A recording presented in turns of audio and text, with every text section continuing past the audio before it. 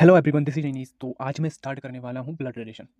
मैं ये श्रेणी जो है रीजनिंग की कंप्लीटली प्रोवाइड कराऊंगा, यानी कि कंप्लीट फाउंडेशन रीजनिंग पढ़ाने वाला हूँ यूट्यूब पर। ठीक है, आप केवल इस वीडियो को बस एंडिंग तक देखना, चाहे तो आपका मीडियम कोई सा भी हो।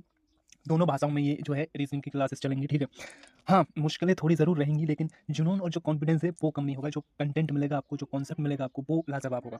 ये कंटेंट और कॉन्सेप्ट दोनों जो आप है क्लास के एंडिंग में बताना क्लास कैसी लगी। ठीक है, मैं उम्मीद करता हूँ हर एक स्टूडेंट को समझ आएगी, जो भी रीजनिंग से डरता है या तो जिनको जो बिगनर्स है जो स्टार्ट कर रहे हैं, सभी स्टूडेंट के लिए बहुत प्रभावकारी होगी। ठीक है, तो चलिए शुरू करते हैं बिना देरी के वीडियो स्टार्ट। देखिए, हम पढ़ने के वाले हैं ब्लड रिलेशन, यानी कि रक्त संबंध। हम बहुत सारे रिश्ते नाते जनरली यूज़ करते हैं। जनरली हम बिना रिलेशन के हम मानव जीवन की कल्पना नहीं कर सकते ना। आज हमें चैप्टर के माध्यम से उन्हीं रिलेशंस को बेसिक से पढ़ना है, यानी कि हर एक रिलेशन को, हर एक रिश्ते को हमें समझना है। इसी को बोला जाता है ब्लड रिलेशन, यानी कि किसी भी दो व्यक्तियों के बीच में उनके संबंध को बताना, उनके बीच की तुलना करना, दो व्यक्तियों के बीच में उनका संबंध बताना, उनके संबंधों की तुलना करना, that is called blood relation. अब देखिए, भाई संबंध तो बहुत तरह तरह के हो सकते हैं। ठीक है, बिना संबंधों के मानव जीवन की भी कल्पना नहीं की जा सकती। इवन हर एक चीज़ की कल्पना नहीं की जा सकती। अगर हम देखा जाए, अगर आमतौर पर देखा जाए, तो जो मानव जीवन है उसमें हम तीन तरीके से लोगों को आइडेंटिफाई कर सकते हैं। जैसे कि पहला, जेंडर के माध्यम से करते हैं, किसी भी स्त्री पुरुष को। ठीक है, कौन स्त्री है कौन पुरुष है उसके लिए जेंडर का इस्तेमाल करते हैं। ठीक है, पहला तरीका। दूसरा तरीका, नाम के माध्यम से कर सकते हैं। ठीक है, जैसे कि राम सीता, तो राम मेल को डिनोट करता है, सीता जो है फीमेल को डिनोट कर रही है। इसके अलावा तीसरा जो होता है वो संबंध के माध्यम से करते हैं। संबंध के माध्यम से कैसे, जैसे कि पोता पोती।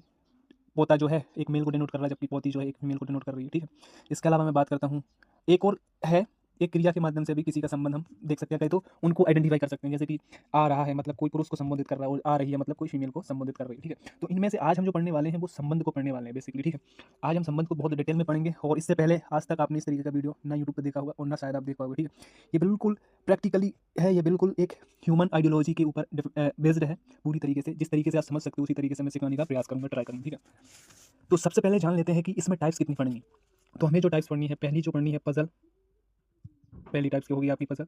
सेकंड टाइप जो होगी सिंबल्स, यानी कि इसका मतलब होता है सांकेतिक, सांकेतिक चिन्ह। दूसरी टाइप, तीसरी जो टाइप्स होगी वो होगी पॉइंटिंग, या बोले तो इशारे वाले क्वेश्चन।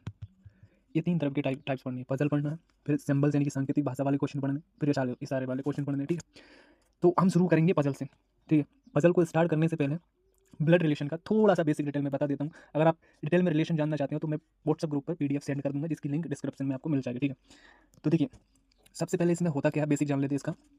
मेल के लिए आप ऑलवेज प्लस चिन्ह का यूज़ करोगे, फीमेल के लिए आप ऑलवेज माइनस चिन्ह का यूज़ करोगे। ठीक है, भाई बहन के लिए आप सिंगल लाइन का यूज़ करोगे, और मैरिड कपल्स के लिए यानी कि विवाहित जोड़े के लिए आप डबल लाइन का यूज़ करोगे। ठीक है, दादा दादी, पापा मम्मी, ऊपर वाली पीढ़ी के लिए आप अप एरो का इस्तेमाल करोगे, नीचे वाली पीढ़ी के लिए आप डाउन एरो का उपयोग करोगे। ठीक है, ये कुछ चिन्ह होते हैं जो यूज़ कर किए जाते हैं जनरली ब्लड रिलेशन में। ठीक है, अब भाई आपके हिसाब से आपके सिंबल्स भले अलग अलग हो सकता है। जैसे कि सर्कल, सर्कल का इस्तेमाल आप फीमेल के लिए कर लो, और ये बोलो क्या बोलते हैं स्क्वायर का इस्तेमाल आप मेल के लिए कर लो। ठीक है, किसी भी तरीके से आप डिनोट कर सकते हो, लेकिन ये जो है ये कॉमनली यूज़ किए जाते हैं यहाँ पे, तो मतलब जो ईजिली आपको समझ आ जाएंगी वो मैंने आपको बताया। ठीक है, और क्या बेसिक पॉइंट होते हैं इससे, जैसे कि मामा है, मामी है, फूफा है, बुआ है, मौसा है, मौसी है। इन सब के लिए आप अंकल और आंटी का यूज़ करोगे। ठीक है, मामा के लिए आप अंकल का यूज़ करोगे, मामी के लिए आप आंटी का यूज़ करोगे, फूफा के लिए आप अंकल का यूज़ करोगे, बुआ के लिए आप आंटी का यूज़ करोगे। ठीक है, मौसा के लिए भी आप अंकल का यूज़ करोगे, और मौसी के लिए भी आप अंकल का यूज़ करोगे। ठीक है, इन रिलेशंस में। ठीक है, ये आपने सीख लिया। ठीक है भाई, इसके अलावा एक और नोट बना के लिखना है आपको, यानी कि जो आपका सगा भाई होगा, यानी कि सगा ब्रदर होगा, उसी के लिए भी आप ब्रदर का यूज़ कर सकते हो, ब्रदर का यूज़ कर सकते हो। इसके अलावा जितने भी आपके भाई बहन होते हैं, चाहे तो वो फूफा का लड़का हो, चाहे वो मामा का हो, चाहे वो मौसी का लड़का हो, लड़की हो, सभी के लिए आप कज़न शब्द का यूज़ करोगे, यानी कि cousin, cousin cousin brother, brother और कज़न सिस्टर, इनका यूज़ करोगे। ठीक है, केवल जो एक माँ के जन्मे हो, एक पेट मतलब एक उधर के जन्मे हो, जो सगा भाई हो साधारण भाषा में बात करूँ तो उसके लिए आप केवल ब्रदर का यूज़ करोगे, यानी कि भाई का यूज़ करोगे। बाकी जितने भी भाई बहन होते हैं सबके लिए cousin, cousin brother, cousin sister, cousin brother, cousin sister का यूज़ करोगे। ठीक है, उम्मीद है ये पॉइंट भी आपको क्लियर हो गया होगा। अब स्टार्ट करने से पहले क्वेश्चन थोड़ा सा मैं आपको जनरल थॉट होती है, क्या तो जनरल थिंकिंग जो प्रोसेस होती है अज्यूम वाली, उसको मैं थोड़ा सा डिस्क्राइब करने की कोशिश करता हूँ। तो आपको क्या करने की ज़रूरत है, मतलब आपको किस चीज़ पे वर्क करने की ज़रूरत है। देखिए भाई, ब्लड रिलेशन है तो आपको थोड़े बहुत कॉमन तो रिश्ते नाते पता होंगे ही। अगर आपको ये पता है कि मामा कौन होता है, आपको ये पता है पापा कौन होता है, ठीक है, आपको ये पता है पत्नी कौन होती है, ठीक है, अगर आपको ये पता है भाई कौन होता है, ठीक है, बहन कौन होती है, ये छोटे छोटे रिलेशन आपको पता है तो ये आपके लिए काफ़ी हेल्पफुल होंगे। अगर आप ये पता कर सकते हो मामा कौन होता है, मामा का मतलब कौन होता है यानी कि मम्मी का भाई, पापा कौन होता है यानी कि मम्मी का पति, पत्नी कौन होती है, पत्नी कौन होती है, पत्नी कौन होती है मतलब पत्नी को आप किस तरीके से देखते हो, पत्नी का संबंध कैसे देखते हो आप, ठीक है। पत्नी को आप इस तरीके से रिलेट कर सकते हो जैसे कि सास की या कहे तो ससुर की बेटी पत्नी होती है, ठीक है। भाई कौन होता है, पापा का बेटा, मम्मी का बेटा भाई होता है। बहन कौन होता है, होती है मम्मी की बेटी और पापा की बेटी बहन होती है, ठीक है। इन तरीकों से आप अगर ये थोड़ी बहुत बेसिक चीज़ें आपको पता है तो आपके लिए जो चैप्टर है लल्लू साबित होगा। इस तरीके से मैं आपको समझाऊँ। देखिए भाई, छोटे रिलेशंस में आप बेशक अज्यूम कर सकते हो, मतलब रिलेट कर सकते हो अपने रिश्तों को, अपने नातों को, मतलब छोटे-छोटे जो क्वेश्चन होते हैं उनको तो आप रिलेट कर सकते हो खुद से। लेकिन जब बात आती है थोड़ी-सी लॉन्ग लैंग्वेज वाले क्वेश्चन की या कहीं तो घुमावदार क्वेश्चन की, वहाँ पर आप फँसते हो। तो उसी के लिए मैंने एक मेथड मैं जो मेथड का यूज़ करने वाला हूँ वो करने वाला हूँ डायग्राम, ठीक है। डायग्राम के माध्यम से आपको समझाने वाला हूँ, ठीक है। वैसे आप छोटे क्वेश्चन को खुद अज्यूम कर सकते हो, लेकिन मैं जो आज आपको बताने वाला हूँ वो डायग्राम के माध्यम से बताऊँगा ब्लड रिलेशन को, ठीक है।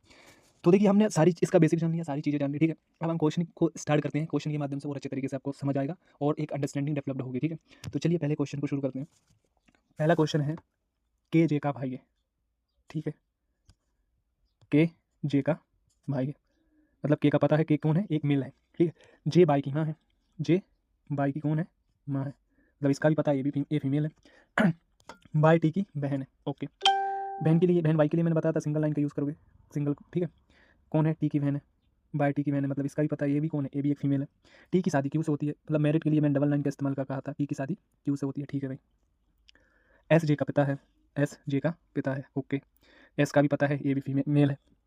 एस की केवल एक बेटी है, मतलब ये जे ही, एस की केवल एक जे बेटी है, ठीक है, ये याद रखना आपको। एस का विवाह आर से होता है, ठीक है भाई, एस का विवाह भी करवा दिया आर से, ओके। के डी का भाई है, ठीक है, के डी का भाई है। अब इसको कौन सा चिन्ह दें हम, देखिए के डी का भाई है, केवल ये पता है के डी का भाई है, बाकी ये पता नहीं है मेल है या फीमेल। तो अगर आपने यहाँ ध्यान किया होगा, देखिए एस जो है जे का पिता है और एस की केवल एक बेटी है जे, तो ये दोनों जो बच्चे होंगे ये निश्चित रूप से इसका कौन होंगे, बेटे होंगे यानी कि सन होंगे, ठीक है। तो ये हम यहाँ से देख लिया इसको, ठीक है। इसके अलावा देखते हैं, एस का विवाह आर से होता है, ठीक है, के डी का भाई है, यू डी का ससुर है। अब यू को डी का ससुर कैसे बना सकते हैं, देखिए थोड़ा सा आज़्यूम करना है। मान के चलिए यहाँ पर डी की कोई एक पत्नी रही होगी यानी कि वाइफ रही होगी, इसका एक पिता रहा होगा जो कि यू है, तभी तो बना सकते हैं हम यू को डी का ससुर, ठीक है। बन गए। डी भाई से कैसे संबंधित है, यानी कि how is D related to Y, okay. देखिए इसका और इसका संबंध बताना है, ठीक है। देखिए ये इसकी माँ है, जे बाई की माँ है, ठीक है। और माँ का भाई कौन होता है, मामा। और मामा का भाई कौन होता है, ये भी मामा ही होगा, ठीक है। तो कौन होगा, डी, डी बाई का कौन होगा, मामा। मामा बोले तो अंकल, ऑप्शन ई। उम्मीद करता हूँ आपको समझ आया होगा, ठीक है। ये पजल वाला टॉपिक है यानी कि टाइप 1 हम पढ़ रहे हैं, ठीक है। चलिए बढ़ते हैं नेक्स्ट क्वेश्चन की तरफ। अगला क्वेश्चन है, एस यू की बेटी है, ओके। एस जो है यू की बेटी है, ठीक है। एस का पता है, यू का पता नहीं, यू का जेंडर कौन सा है। भी की केवल 2 बच्चे हैं, एस और वाई, ठीक है। एस और वाई भी के 2 बच्चे हैं। देखिए तो यू भी का कौन होगा, ये हमें अभी हमें पता नहीं है, ठीक है। यू एस की बेटी है, ओके। एस बाई का कौन होगा, भाई है या बहन है, ये हमें पता नहीं है। लेकिन हाँ, बाई का एस जो है बहन है। अब ये बाई कौन है, पुरुष है या मेल है, ये हमें पता नहीं है, ठीक है। भी के केवल 2 बच्चे हैं, एस और बाई, ठीक है। अगर भी के 2 बच्चे बनाना है, अगर ये यू की बेटी एस है तो ये निश्चित रूप से इसका पति रहा होगा भी, क्योंकि बी के 2 बच्चे हैं ना, एस और बाई, ठीक है। पी बी का भाई है, अभी इसको स्किप करो, इसके बारे में कोई भी जिक्र नहीं है हमारे डायग्राम में। बाई का विवाह डी से होता है, ठीक है। बाई का विवाह डी से होता है, डबल लाइन का इस्तेमाल किया, कर दिया। भी की केवल 2 बेटियां हैं, भी की केवल 2 बेटियां हैं, ठीक है। तो देखिए एक बेटी तो ये हो गई, तो एक निश्चित रूप से ये होगी कि नहीं, ये बहन भाई है ना, मतलब ये कुछ भी हो सकते हैं, लेकिन अब हमें क्लियर हो गया बी की केवल 2 बेटी है, इसलिए ये भी इसकी बेटी होगी, यानी कि ये भी एक फीमेल होगी। जे यू की माँ है, ठीक है। यहाँ पर एक जे है, वो कौन है, यू की माँ है, इसका पता है, ठीक है। पी का विवाह एस से होता है, ओके। पी का विवाह एस से होता है। अगर ये एक स्त्री है तो ये निश्चित रूप से एक पुरुष होगा, क्योंकि इनका विवाह हुआ। पी का विवाह एस से होता है, ठीक है। जे का विवाह एल से होता है, जे का विवाह, इस वाले का विवाह एल से होता है, यानी कि ये पुरुष होगा, ये फीमेल है, तो ठीक है। भी टी का पुत्र है, बी जो है टी का पुत्र है। और पी बी का भाई है। अब यहाँ पर आ जाओ आप, पी जो है बी का भाई है, ठीक है। अब पी कौन है ये हमें पता नहीं, भी टी का पुत्र है। टी का तो कहीं से कहीं तक संबंध ही नहीं इसका, तो बी टी का पुत्र है, ठीक है। इसको भी अलग अलग लेते हैं, बी टी का कैसे हो सकता है ये, हाँ हाँ ये हो सकता है, भी टी का पुत्र है, ठीक है भाई, भी टी का पुत्र है, ओके। टी का पुत्र है कौन, भी, मतलब इसका पता है हमें, भी जो है टी का पुत्र है, ये अपेरो कर दिया हमने इस्तेमाल, ठीक है। अब हमसे पूछा क्या है, हाउ इज भी रिलेटेड टू पी, यानी कि भी जो है पी से कैसे संबंधित है, भी पी से कैसे संबंधित है। देखिए इसका संबंध बताना है, इससे बताना है, ठीक है। तो देखिए ये कौन है, इसकी पत्नी है, यू भी की पत्नी है। और यू और बी की बेटी कौन है, एस है। एस का पति कौन है, पी है, तो पी और बी कैसे संबंधित होगा, मतलब बी पी से कैसे संबंधित हो, अरे भी जो है वो पी का ससुर होगा कि नहीं, तो हमारा उत्तर क्या हो जाएगा, फादर इन लॉ। देखिए बेटी का पति कौन होता है, पिता के लिए दामाद होता है दामाद होता है। और बेटी के पति का बेटी का पिता कौन लगता है, तो ससुर लगता है। अरे कॉमन सी तो बात है, जनरल सी तो बात है, ठीक है। तो मैं उम्मीद करता हूँ आपको पजल वाले 2 क्वेश्चन मैंने करवाए, आपको बहुत अच्छे तरीके से समझ आए होंगे। आगे और जितनी भी टाइप्स बनेंगे सभी टाइप्स में करवाने वाला हूँ पजल की। बेसिक प्रॉब्लम्स थोड़ी आ रही है यहाँ पर डायग्राम क्रिएट करने में और सभी चीज़ों में, लेकिन जो समझ आपको आएगा वो इससे बेहतर आपको कहीं नहीं आ सकता, ठीक है। तो जय हिंद जय भारत, मिलते हैं अगले वीडियो में, तब तक के लिए खुश रहिए, पढ़ते रहिए, मस्त रहिए।